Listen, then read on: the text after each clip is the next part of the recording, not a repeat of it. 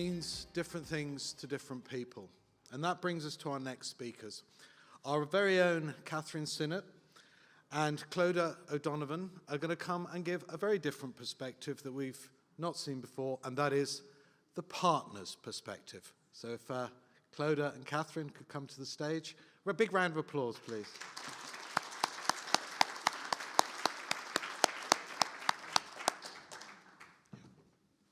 Are you okay, Sherry? Do you want to sit down? Yeah. Do it, take it.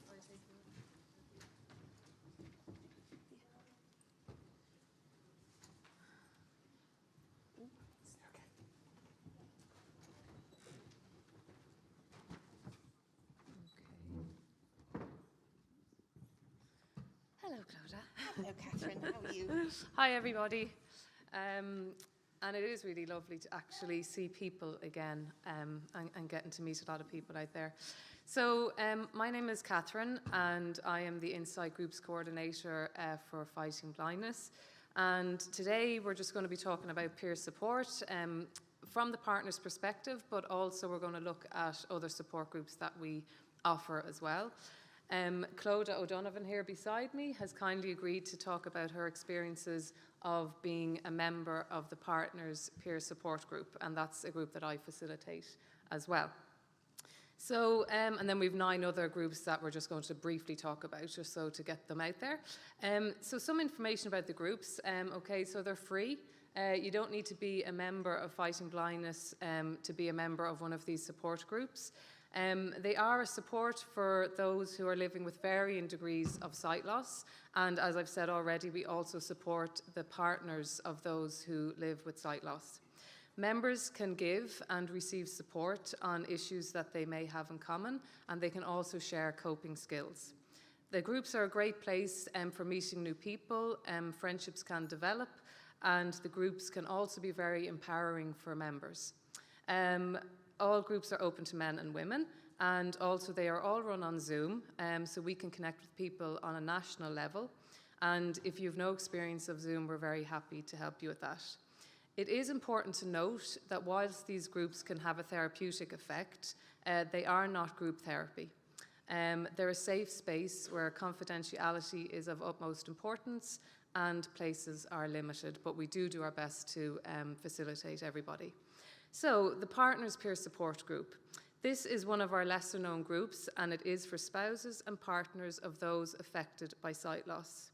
How did it come about? We basically listened to members from our other peer support groups who told us that it would be really beneficial for their partners and spouses to have a group where they could come and get support from other people that were in similar situations.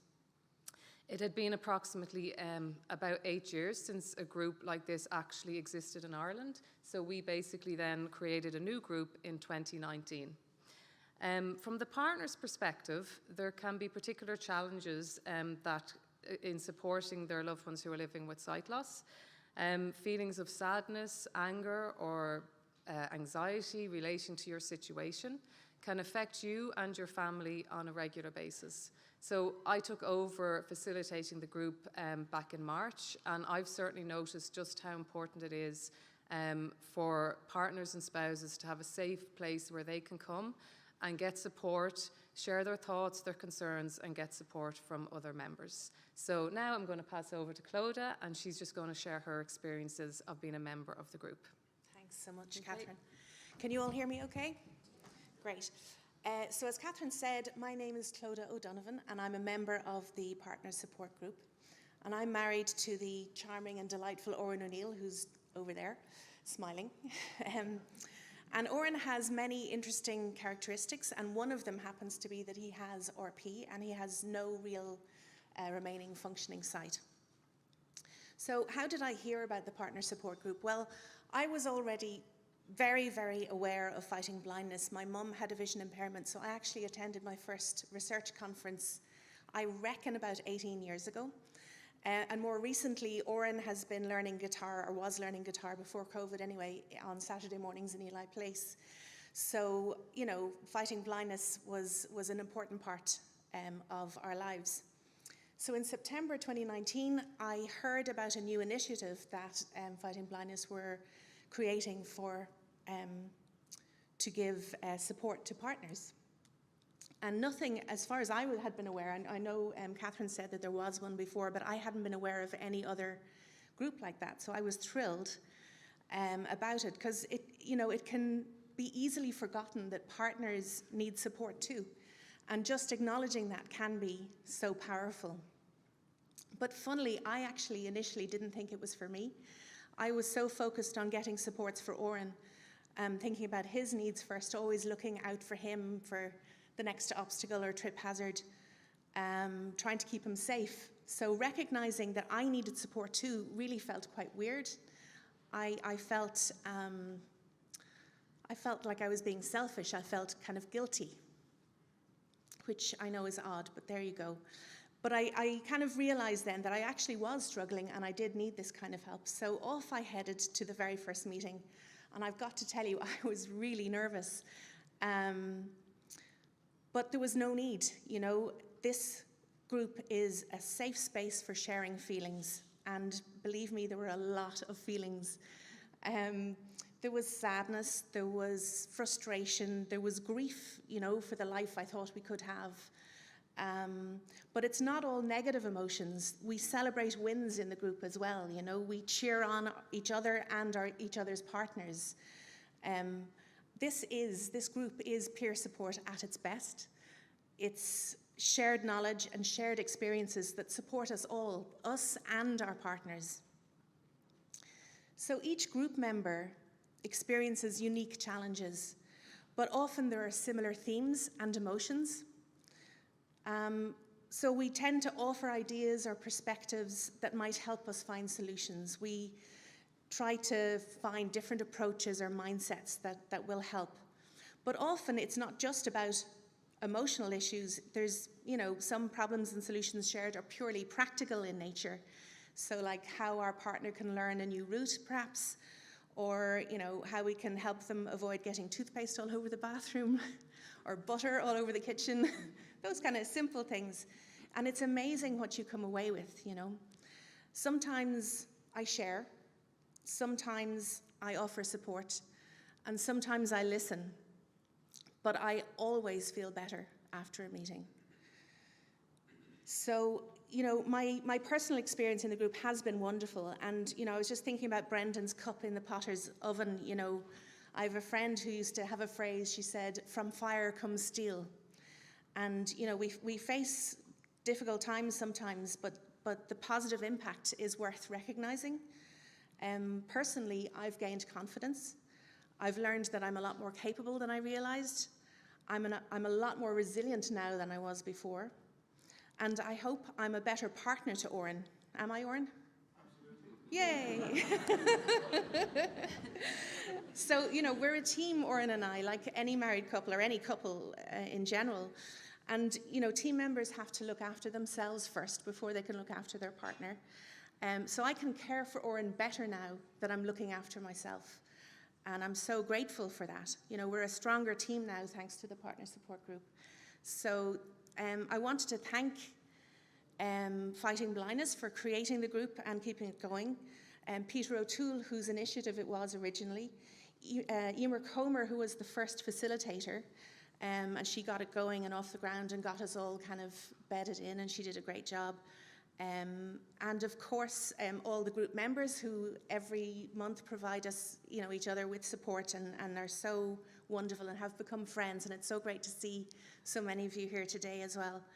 And also, last but absolutely not least, Kathryn Sinnott herself, who is facilitating since March, as she said, and she's absolutely wonderful. She's a great listener and very intuitive and very incisive. So it's been really great.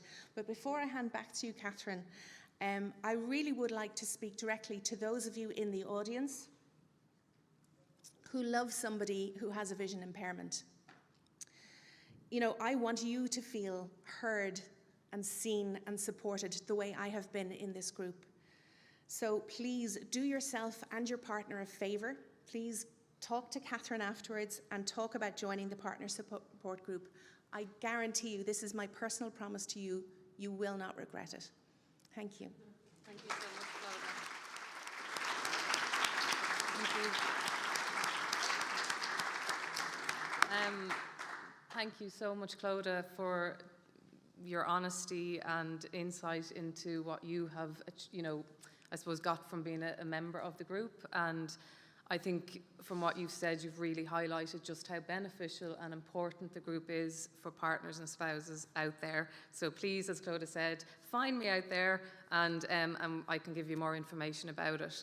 So I just wanted to go through a couple of the other groups that we have on offer. So we have the technology clubs that provide technical support to members, and beginners are absolutely more than welcome.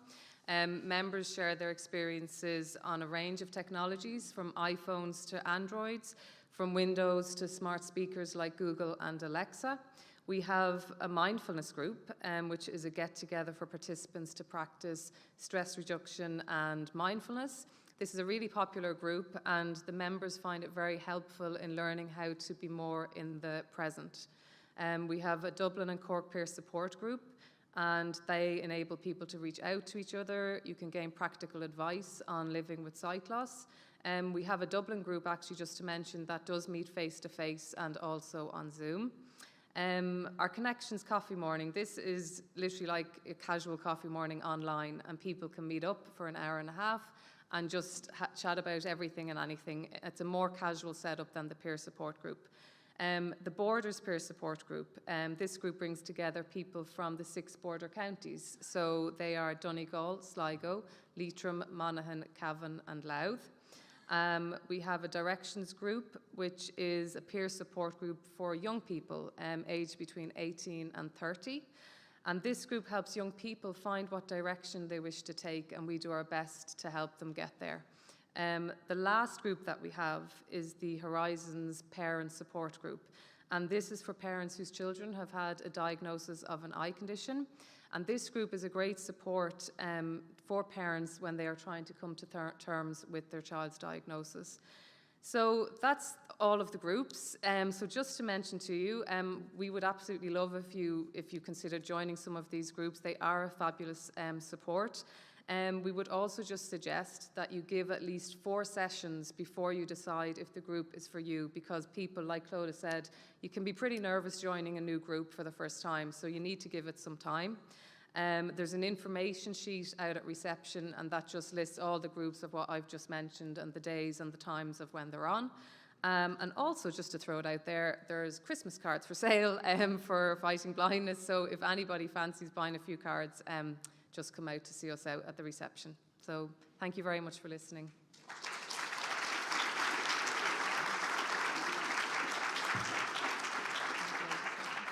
I've time for one question, if anyone wants to ask one question.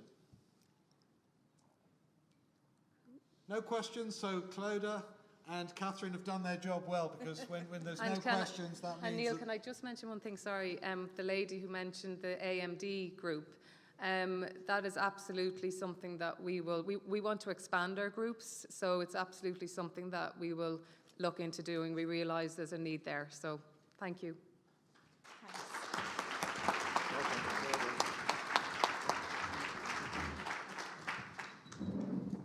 Thank you, Clodagh and Kathryn. We're going to move on.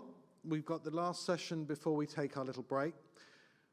We often wonder what can be done and how can we have our voice heard? How can we make the changes to the way that the world works? That's called empowerment. So I'd like to welcome to the stage a former CEO of Fighting Blindness, who is now in charge of Retina International, and as it's moved to Dublin, the Dublin office is now the sort of the global centre. Avril Daly.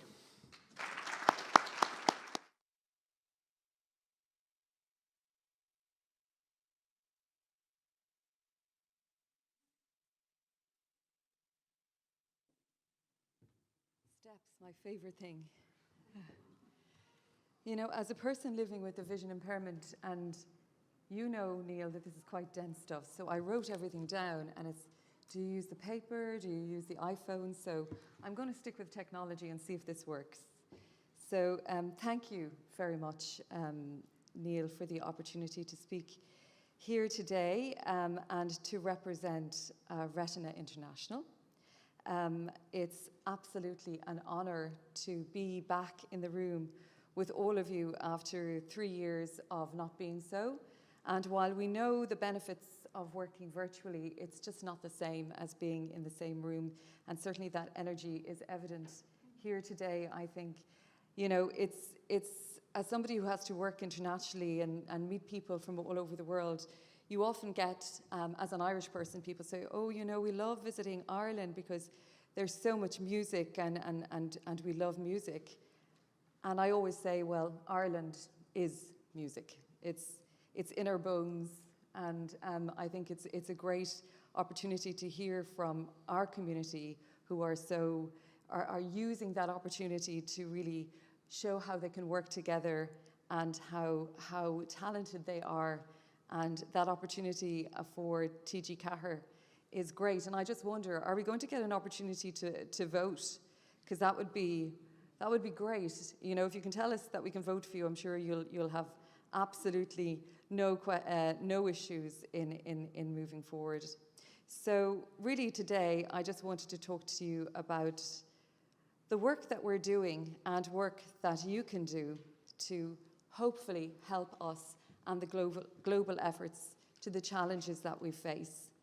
So again, thank you so much for the invitation.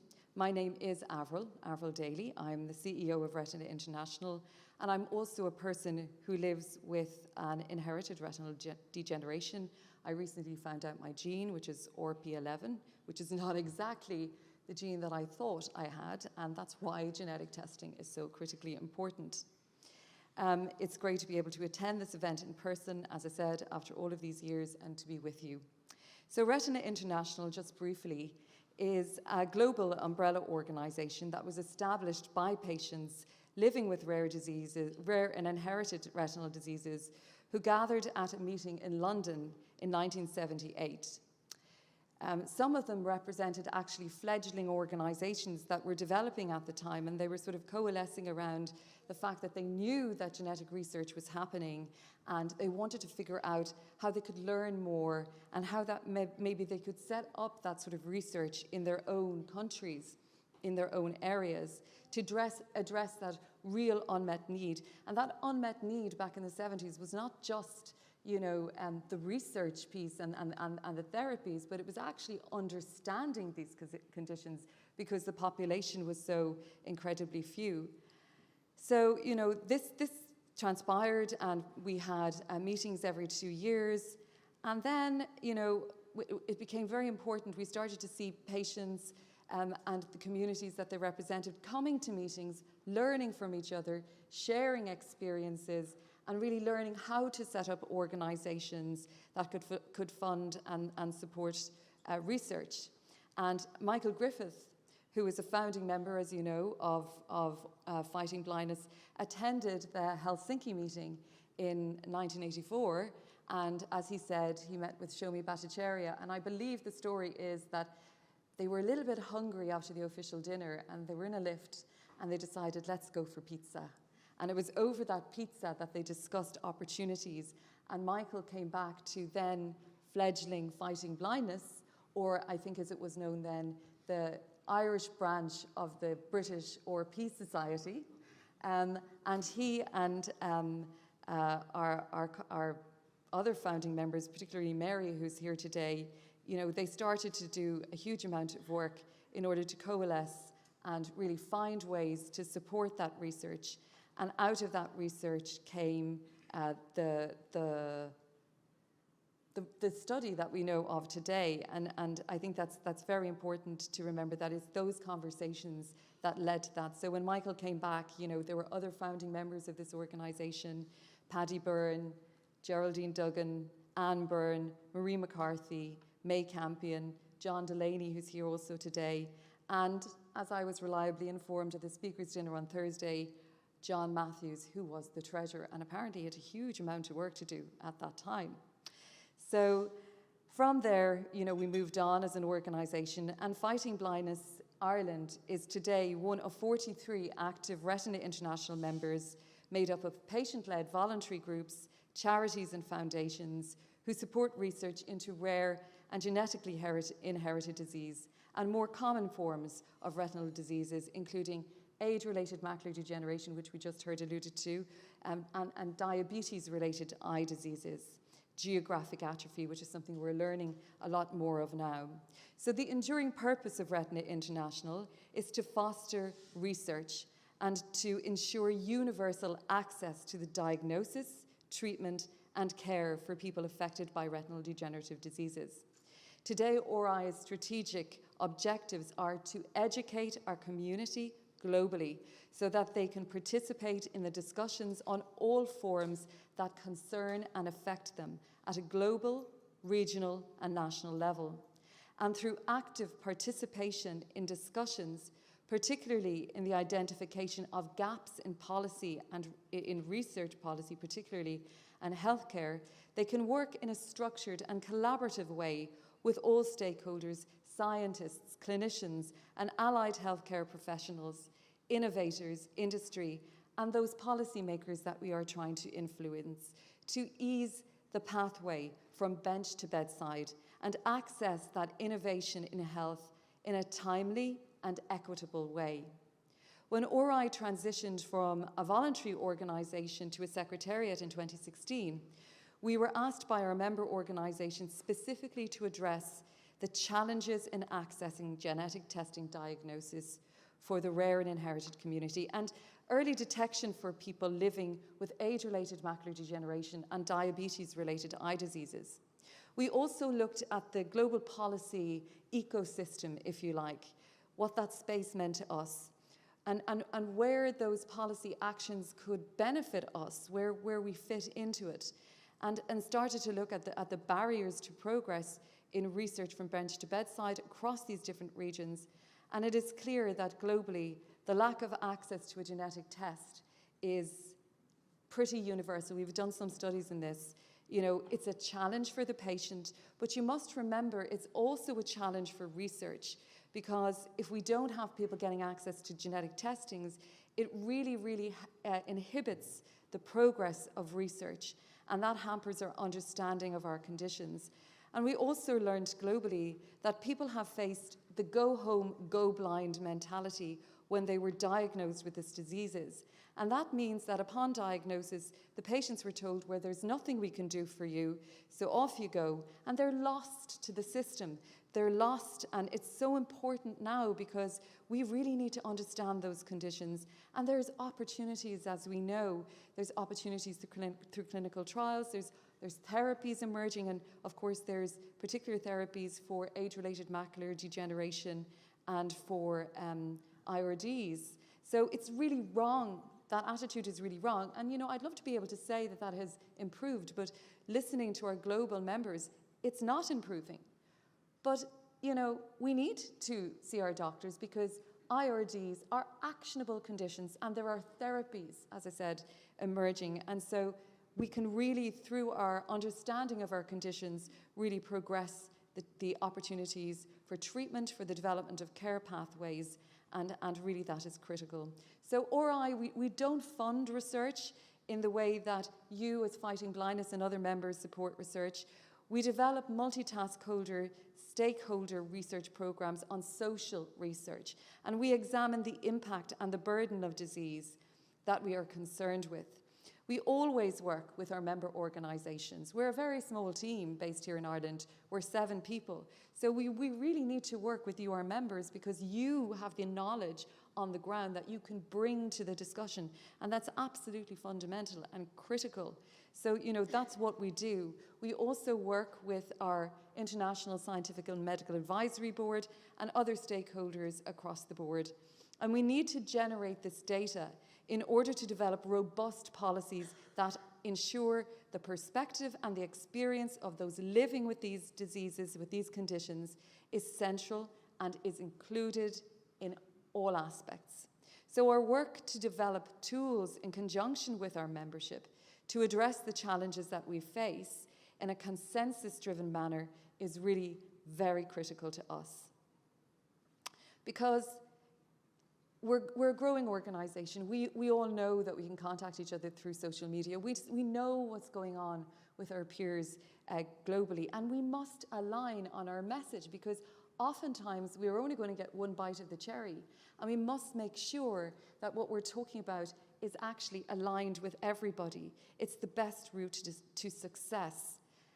The definition of advocacy is, in fact, the support or defence of a cause and the active leading on behalf of another person.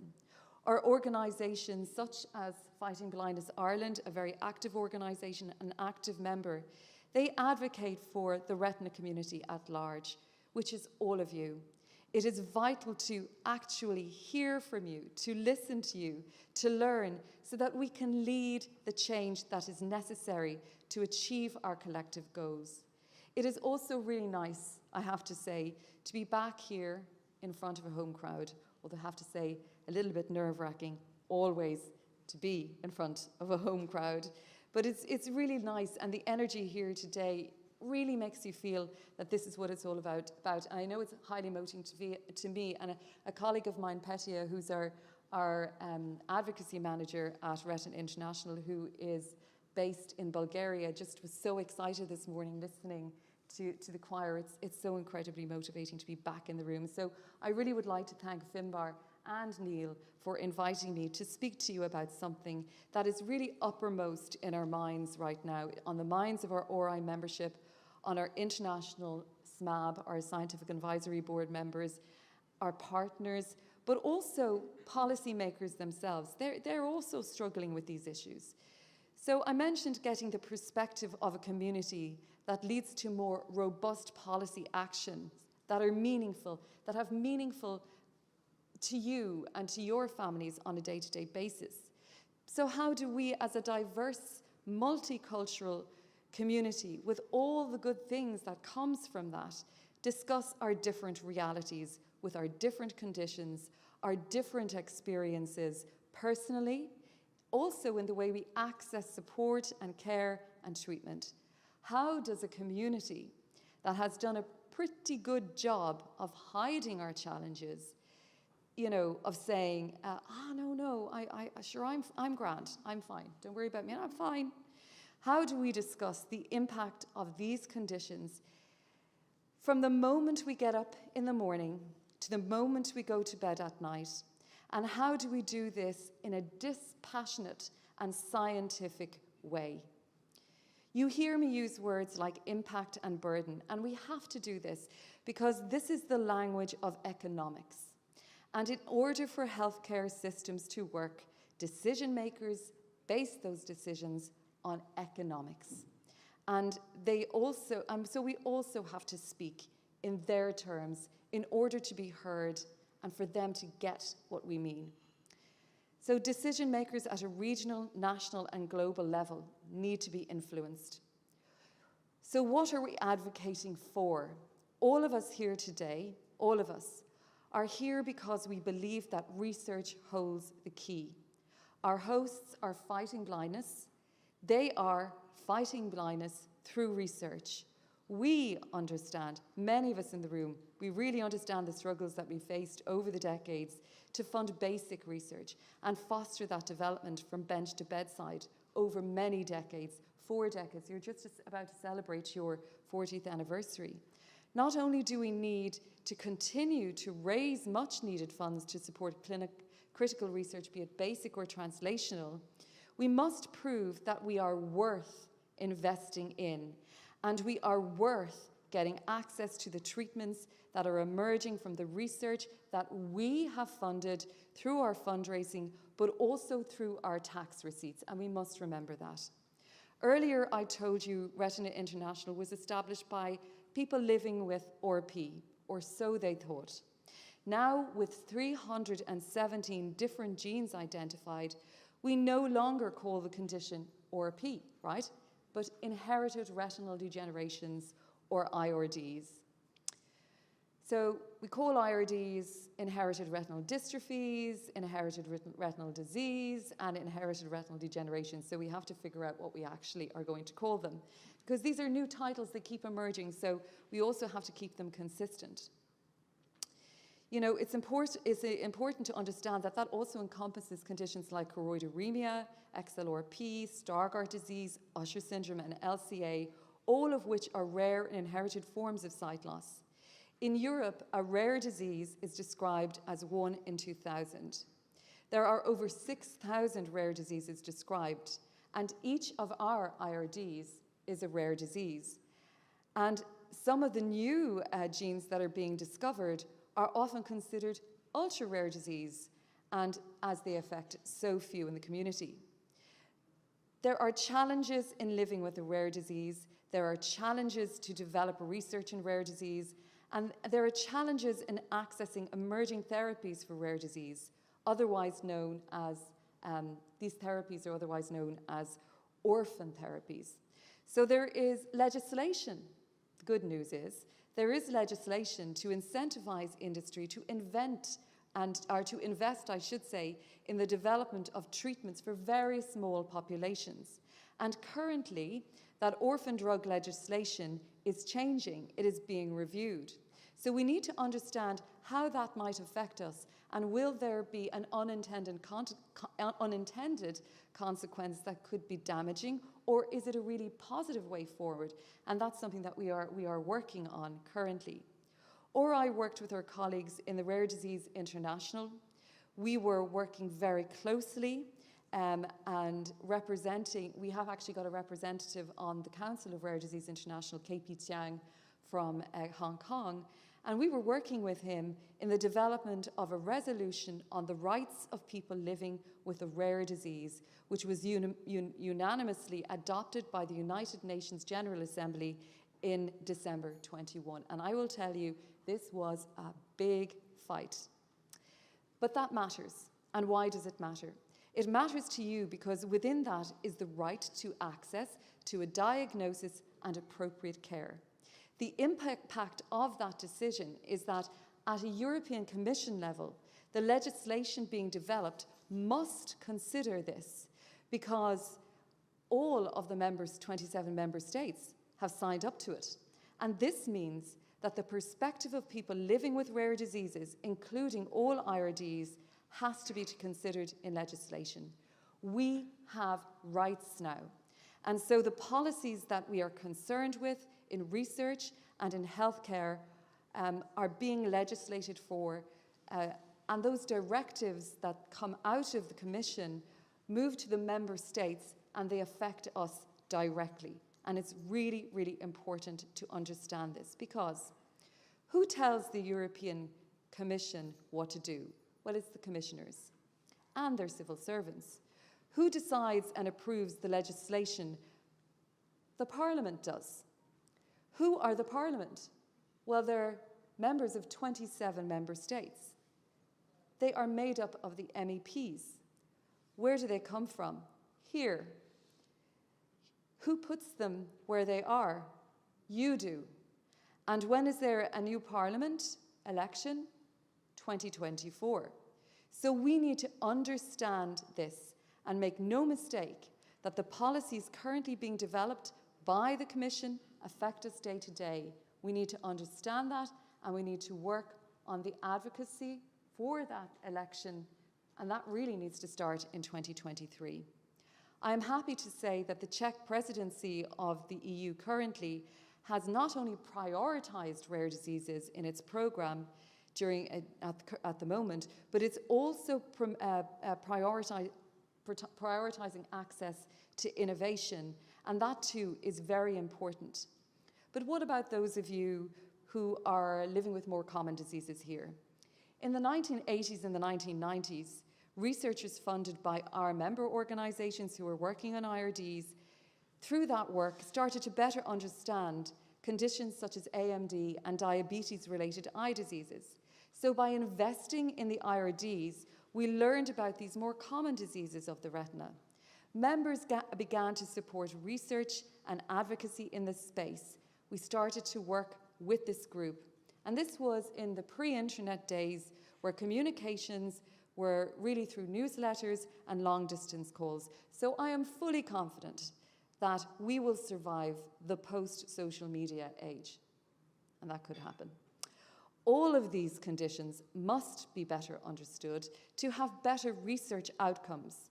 They affect different cohorts of individuals, the IRDs affecting all age groups from birth to young adulthood, middle age and beyond.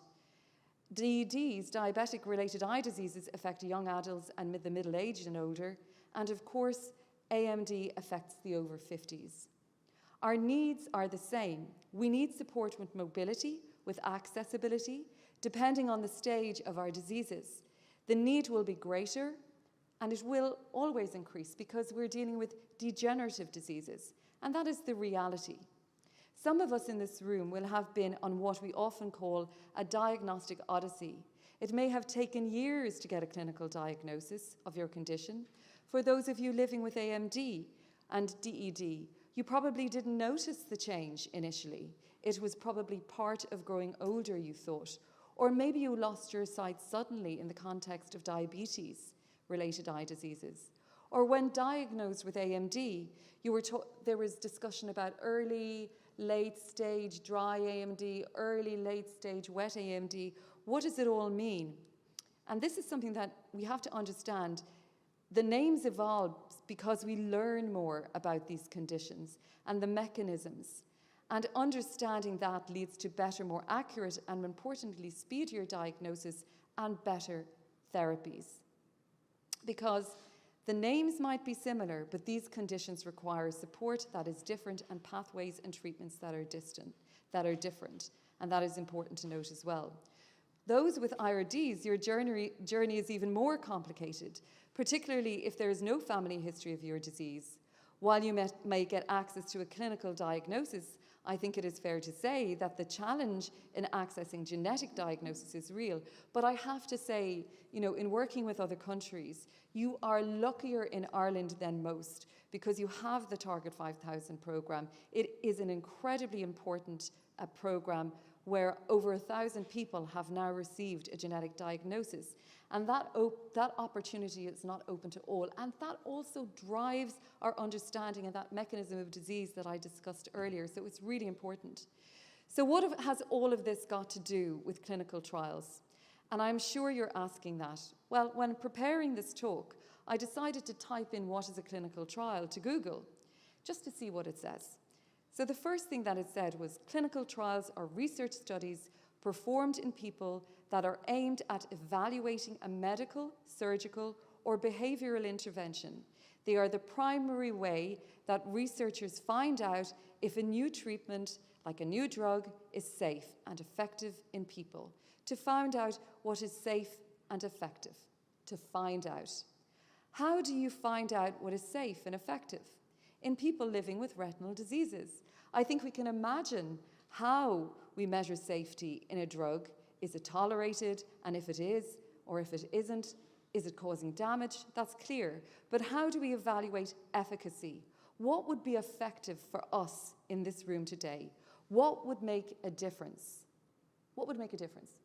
Anyone, think about it. If you had a treatment, what would make a difference to you? Just shout out. Cure. Cure. Right. What I was like 10 years ago. All valid. Cures, all valid. Be able to see again. But do you all have the same condition in this room today? No.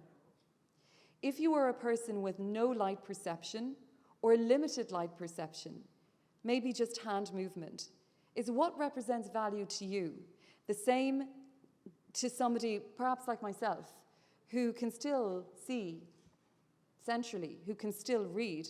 The needs are different. Of course they're different. I was asked recently at a conference of scientists, scientific specialists in the retinal space, Avril, what would be enough for the patient community? And I said, immediately, well, sustainability. A drug that would not make my sight get worse. And I have heard this from our community, so I felt confident in saying that. And I also said, but what might be enough to you as a clinician, as a doctor, to people living with sight loss? That has been described to me as magic by a certain gentleman sitting in this audience, and he was in my mind when that question was asked. But to the person who has no light perception, would the outline of an object when you walk into the room be magic? My point is that we all recognize what would be enough for us in the context of improvement in a clinical trial. But depending on the gene, the type of condition, you know, that is going to be a challenge. So we have to consider things in those ways. Now I'm using my iPhone, which has skipped back on me, so I'll find my place here. So really, I suppose what we need to understand is that we're all different, and we must be considered as being all different. It's a reality in research and information that what we have in clinical trials is a fact that we need to understand that all therapies that go to clinical trials need particular measurements that they need to hit. That's really important. So essentially, I'm just going to go back here now just a little because I don't want to, it's really important. So I'll go back here, just bear with me, I can see it. So thinking about the regulators, thinking about the diversity of these conditions we are concerned with, what does a principal investigator have to consider? You know, what they have to consider is what is a meaningful endpoint when they're designing their trial? What is the main endpoint? And what are the secondary endpoints that they need to consider? But those endpoints are usually endpoints that are given to the principal investigator because they are accepted by the regulators. So they are not always suitable, you know, they're not always suitable for our community, and that's something that we need to consider. So that is really, really important to understand. So if the regulators are giving us endpoints, they're often based on what they know for a lot of different conditions, you know, right across the board. And many of you here today will be familiar with what was the microluminance test or the maze test, where a person with LCA walks through a maze in a controlled environment with different lighting levels. First, we see the untreated person finding navigation very difficult. And then we see them after treatment walking with confidence and purpose through that maze. It's a great example of an outcome to measure from a patient perspective, and it makes sense, but it works better for people living with LCA as it's designed with that community in mind. It's very, very important to understand that. But what we need across the board may be different. You know, the reality is that a lot of the technology that is used to measure our conditions in the clinic is actually the same measurements that are used while they're using it to look at our degeneration in the context of the health clinic. Actually, you know, we can also use those as objective measures when it comes to looking at the benefits. So these are objective measures, and it's very, very important to understand that. Now, people living with these conditions also have to consider what is benefit to them, and what is benefit to the specific individuals are called patient-reported outcomes, and these are considered to be much more subjective. You know, often they take the forms of questionnaires, and the reality is those questionnaires don't in fact target the individuals who are affected by these conditions. So what they do is they apply a test. So for example, if you've got a young boy with an inherited retinal degeneration, and you offer him a questionnaire that's designed for people living with cataract, you're not exactly going to get the same outcome. So it's really, really important that we consider all of that today. It's really, really very critical. There are questionnaires that are aimed at lifestyle for older people. There's questionnaires aimed at people who are very different in what they need today. And perhaps I think this is basically that the wider population, that includes decision makers, think all sight loss is the same, And we know that it's not. We know that it's not. So I'm actually losing this from here, so I'm just going to speak, generally. 1 minute, okay. Okay, so what I'm going to do, 1 minute, okay, we know that these conditions are not. So what is happening? So after 50 years of groundbreaking research, trials that hold so much promise are not hitting their accepted endpoints. And simply put, the drugs do not get to the patient. And here is the reality and the really devastating part. Some of the patients on those trials are seeing benefit. They are reporting that their sight is not getting worse. In some cases, it's improving. But if the primary endpoint is not met, the drug just doesn't go any further, and that too often is the case. Now, I'm not here today to be sort of a Debbie Downer on this. It is important for you to understand the realities we face, and by accepting these facts, we can address them and work together with all stakeholders to find solutions. No one in this community is advocating to push through a therapy that does not work, and some simply won't work. And that is just a reality in research and innovation. But they should be given a fair chance. People living with these conditions must engage in discussions on what is valued to them to improve the design of clinical trials. And that is incredibly important.